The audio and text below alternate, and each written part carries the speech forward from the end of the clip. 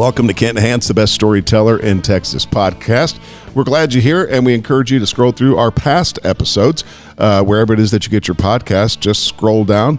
There's descriptions, titles, find something that interests you, and give it a listen. Years of content there for you to take in. We're going to continue our discussion today about flooding. We're going to focus on the top 10 floods across America. Earlier this week, we told you about the biggest floods in Texas, but before we get to that, Chancellor Hance, do you have a saying of the day for us? All generalizations are bad, including this one. People generalize so much. And in Andrews, Texas, one time somebody said, people say, well, they said, or they did this. And somebody said, who's they? Mm-hmm. And they said, that's the Ladies Bridge Club in Andrews at the country club. So they had to put it off on someone. As I was looking at our last episode, and thinking about the 10 worst floods and drownings in the state of Texas, look, how does this compare nationwide? And, compared to nationwide, we have some floods, but nothing like some of the ones throughout the country. And the number one was a 1927 Mississippi River flood. And 500 people died. It left 600,000 homeless. And that the flood went from the river up to Vicksburg, and some of the flood was 80 miles away from the river. Wow! And that just tells you how bad it was. And then in 1937, the Ohio River flooded, and the houses that were 20 and 30 miles away from the river flooded. And so when you get a river that floods and gets backed up, what we have in Texas are flash floods, and flash floods are deadly because, especially at night, you don't have time to get your orientation. You hear something, and it's water. You get out of bed and you're in water, and so the river floods are a lot more costly. 93, they had another river flood on the Mississippi, and there were 52 deaths, and it went 10 to 15 miles outside the river banks. Wow. And one thing that's happened with these major floods nationwide, levees have been built, infrastructure has been improved, the federal government has gotten involved. We always want to criticize the federal government, but they've done some good things. And it's just like the seawall. If you go back to Galveston, it's one of the top, I think it's number 7, 1900, 8,000 people died. That's the worst tragedy we've had in the United States. But that was from flooding and wind damage and things like that. When they had the hurricane hit Galveston, they weren't prepared for it. They didn't know it was coming. I was going to say, one of the things that has really saved lives over the years has been notification. Notification, the satellites. Mm-hmm. The satellites, they look at the hurricanes forming, even before they become a tropical storm. And they'll say something on TV every once in a while. Look like there's several thunderstorms in the area and, west of Africa, and they may be moving to the west, and they'll be watching them. And they watch them closely, and so people can get out of the way. If they'd had that warning in Galveston in 1900, no way that you'd had 8,000 people die. Right. They could have gotten out days, 2 or 3 days before, and that would have worked. The Katrina in 2005, you had 1,800 people die in that, and that was one that the levees broke after the hurricane had dumped all that water, and there was nowhere for it to go, and there were people that got stranded. A friend of mine, a lawyer in New Orleans named Jim Wright. Jim got stranded. He said there was a period he could have gotten out, but he didn't. He was by his house, and the levees broke. There's no way you could get out then. Mm-hmm. And, New Orleans has not recovered from that. Their population is still down. They've never gotten the population back. And they had, they had 2 plane loads that they took to Lubbock. And in New Orleans, they got off and they said, "Where is this?" One guy said, "Is this a moon?" Wanted to know if this is a moon. Lubbock Chamber of Commerce did not use his statement, but and some of them stayed, you know, and so New Orleans has not recovered from that. You got a city built below sea level too. Yeah, it's so there's a lot of problems anytime you get into that. The Big Thompson Canyon was in 1976. In the Big Thompson Canyon, they at the headwaters of the Big Thompson Canyon, they got like 13 inches of rain. In that canyon, there was no place for the people to go. You know, they couldn't run up the bank because it was a canyon, and it was just like a chute, and you fill it with water, and it just washed everyone away. And that there's 144 dead, and that's sparsely populated. It was just people that were camping out, and they don't let them do that anymore in that area. In that Rapid City, South Dakota, they had a big flood in 72. 238 people died, and so you can see how bad that was. And then the Johnstown flood. I mean, all of us reading history books remember the Johnstown flood, and the dam broke. And when it did, there were like 2,000 people, 2,200 died. And the dam broke, and they had less than an hour before it hit Johnstown, and they didn't have that communication. Nobody had a cell phone, right? You know, and the dam broke, and it washed everything. The water release was going 20 to 40 miles an hour, and they just didn't have a chance. And then there was the Pineapple Express, and I'd forgotten about this, and I'd read about it before, that in the 1800s, it was a tropical depression that really came in from the west and into the Central Valley of California. And it bankrupted the state for a while, and it caused so much flooding in the Central Valley where the farms, you know, where they grow everything. I mean, where we get tomatoes and you name it, and we have it. And that Central Valley, you know, was just was really put California into bankruptcy, and they were able to crawl out of it. But another one that was bad, that was number 10, I believe, was Hurricane Camille, and it came in on the Gulf, but it got up into Virginia and had gone down to a tropical depression and it stalled, and it wiped out bridge after bridge. Over 100 bridges were washed out, and it's lots of times the floods will hit, but a bridge will still be there when it's over, and but that wasn't true. And the one in 1969 with Hurricane Camille, later tropical depression.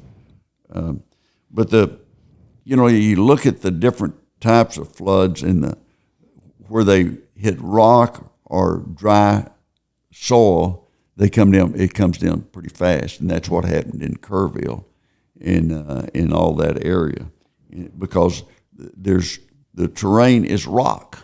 Right. And you just don't get a lot of, nothing soaks in. If a dam breaks or a levee breaks, and that doesn't happen often, but it does happen some. But the Army Corps of Engineers have really done a good job at anticipating these things and being prepared for them.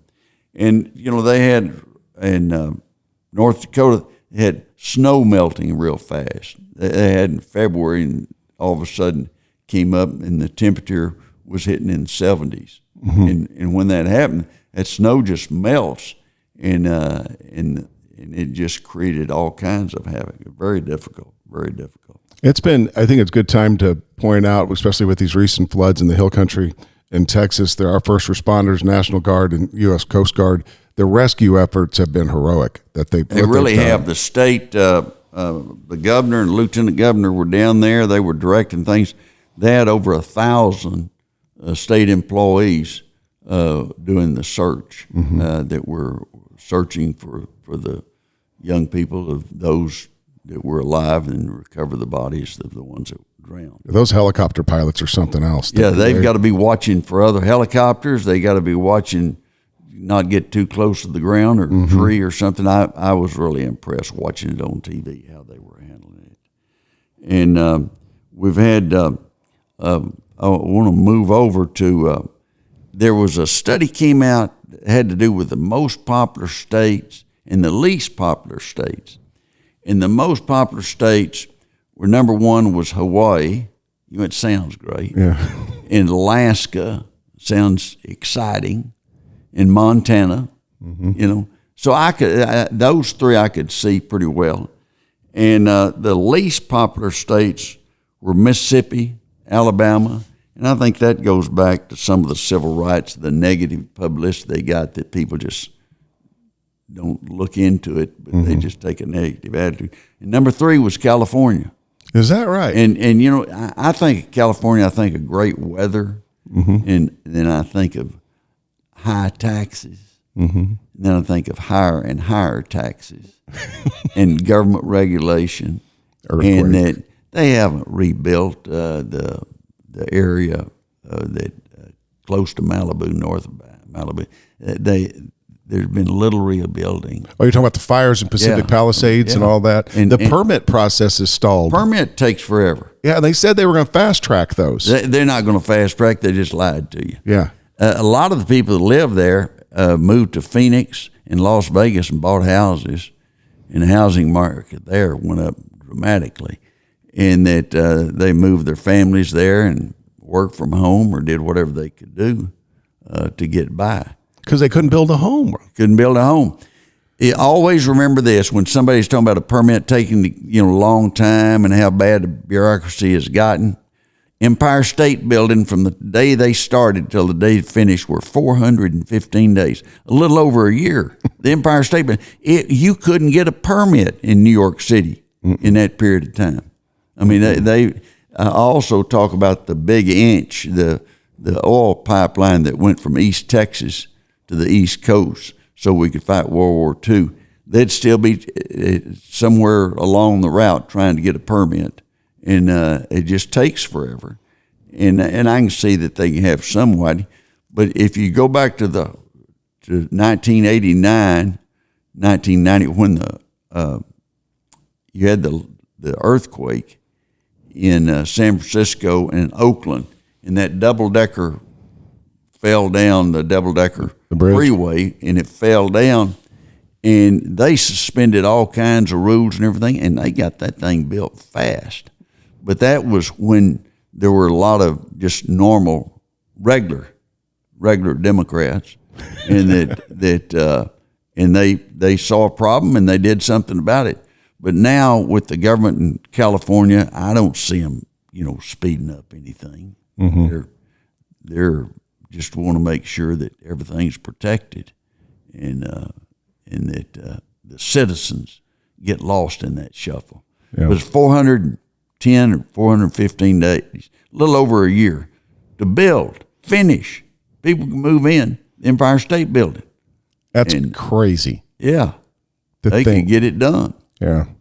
Penn State Transportation Division made a study, and they found that 40% of all accidents happened at intersections, major intersections.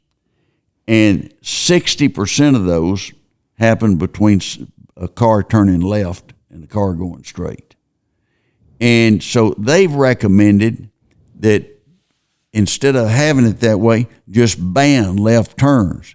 So you'll have to go another block down, turn right, go a block, turn right, go a block, then turn right, and you'll be, headed back where you were. I don't know they'll do that. The public might not accept it, but that's really where most of the deaths are, and that becomes a real problem. So it's people pulling out in front of people. Yeah, going straight. I tell you, I read newspapers, and they always have a story about somebody on a motorcycle turning, and people don't see them, and they just run over them. Mm-hmm. And if you ride a motorcycle, be careful. And if you don't, look for people on motorcycles. Mm-hmm. Too many people die that way. Also, report came back that in China, the most luxury hotels are Howard Johnson's. Really? They're 4 and 5 star. Now, if that's true and they're built just like they are here, then that's you're not going to get a lot of 4 and 5 star places. And I went to China.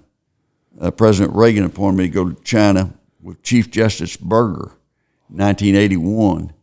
And we stayed in Shanghai at the Jinjiang Hotel that was built. I'm sorry, say that again? Jinjiang. Jinjiang, okay. Jinjiang. Had to say it pretty fast. And we stayed there, and it was built in 1932, and it hadn't been touched. Really? And it was just rough. It was rough. You didn't feel good about going to sleep. And the rugs, had big holes in them and everything. Now you go to Shanghai and you stay at a Ritz or Howard Johnson or whatever you want to stay at. Right. While we were there, we went to one of the markets, and we were on the second floor, and the interpreter got us to come over and look out a window, and it was like an alley, and it's full of vendors. And there were these people arguing out loud, and they had about 10 people around them, and they had gotten in a disagreement over a contract or something, and they were, shouting, and they were all talking, and then they stopped, and the 10 or so people there huddled, and they came back, and they pointed at one guy, and he won. The other guy gave him some money. They were the jury? Yeah, and they just did it spur of the moment. I said, that would have taken, 6 months to 2 years if you'd had that in Texas or any other state in the United States. Is that the trip where you were at a banquet or something, they served you some kind of egg? Yeah, that's a 100-year-old egg. Yeah. We were talking about where they, grew the different things and the tomatoes and what area, did you have truck farming, and they didn't understand truck farming. You'd get started on the conversation. By the time you went through an interpreter, you'd be exhausted. Mm-hmm. And so I tried to keep my questions simple and to the point. And I asked, it looked like a split avocado, and it didn't taste good. It didn't taste bad. It just didn't have much of a taste. And I asked the interpreter, and that where do they grow the avocados? And she jabbers to the vice chairman of the party, and he jabbers to her, and they get in a semi-debate. And I thought, I'm just asking, I'm trying to create a little conversation, be nice, say, well, where do you grow these avocados? She finally came back and she said, it's not an avocado, it's a 100-year-old egg. And it's a rotten, purified egg. And she said, they saved these for the most distinguished guest. And I said, well, tell him he doesn't need to go out of his way for me. I'm okay without the 100-year-old egg. And they after that, I didn't ask what things were. Yeah. The one meal that they had that was somewhat edible, in my opinion, was the breakfast. And it's hard to mess up scrambled eggs and, bacon, things like that. And so they're, as far as we were concerned, the best meal was, the breakfast. I'm curious, on your travels, and you've been all over the world, but do a lot of trips with the former members of Congress and things like that. As a Texan, when you meet people abroad in foreign countries, do they have an image of what a Texan is versus someone from Maine or New Hampshire or wherever? They always, if it's former members of Congress or when I was a member of Congress and I would travel someplace, you'd tell them where you were from, they'd go, oh, when you said you was from Texas, and that was, back there in Dallas, the show Dallas, they'd ask me, you live in Dallas? One guy asked me one time, do you know JR? and of course, we had the episode that talked about JR and going to the OPEC meeting, which was really funny. Go back and listen to that. But they wanted to know if it was cowboy and why don't you have on boots and right, things like that. And But your friend from Kansas, the guy from Kansas, they don't really ask questions about the guy from Kansas. They don't ask you any questions. Yeah. It goes back to one thing I've said before, and I want everybody to remember this, that if you take the history books written on all the states, there are more written about Texas than the other 49 states put together. Is that right? Yep. Wow. Number one. J.P. Bryan, a friend of mine who has a museum in Galveston. He's the first person who told me that, and I checked it out. He's right. We need to get him on sometime and talk about Texas history. Mm-hmm. I mean, he is a big Texas history buff and has worked for years at making sure that we don't let any of the Texas history go by the wayside. Well, you could spend a lifetime studying and reading about Texas history. There's a lot of it. In Florida, there was a guy that saw a man pushing an ice cream cart. And, he's on the side of the highway, and then he'd go to a neighborhood and ring the bell, ice cream and everything. And so he pulled over to buy some to give the guy some money. He gave him $100 for a, fudge sickle or something. And he asked him, why don't you do it with a car or van? He said, I just don't have the money. So he put on a website, GoFundMe page, and he raised $30,000, and they bought him a van so he could sell his ice cream from the van. Good for them. And so that's a feel-good story that you have something like that happened. And I guess another feel-good story, the number of cities that are paying people to move there. And I kept a list of them. And the cities, they had Topeka, Kansas, which is a nice city and it's capital, is offering $15,000 if you move there, and they put it up against a new house. So if you got $15,000, and they give you $15,000, you got $30,000 for a down payment, and I bet the housing prices in Topeka are a lot better than they are in Austin, Texas, too. Newton, Iowa offers $10,000 cash if you qualify to buy a home. Mm-hmm. And this one nobody's going to take up. Ketchikan, Alaska, give you $2,000 and 3 months of free internet. Well, it'd take you more than $2,000 to move to Ketchikan, Alaska. And, those are incentives, and I can see that. And Tulsa will give you $10,000 after you purchase a qualifying home in a 3-year membership at a co-working space, whatever that is. I think that's where people just use the space for whatever your job is. That's just where you office. You may have an accountant over here, an engineer over here. But there's a lot of money in Tulsa, isn't there? Yeah, Tulsa's got a lot of money. Oil money. It's a rich area and a lot of wealth there. I think Austin ought to start paying people to not move here. Yeah, we give you $10,000. I'll do that. Okay, but you already live here. I won't move here again. Something like that. But as we said on the show last Monday, the best names for fireworks stands in Run and Light is one of my favorite of all time. And Neighbor Hater, that one, but it's not as fun as Run and Light. If you went by and saw it said Run and Light and they didn't have anything, you don't have to wonder what they sell. Right. Like I said, it's not like the Second Amendment store in Lubbock. You know what they do, or you didn't have civics. In closing, remember this: all generalizations are bad, including this one. That's a good one.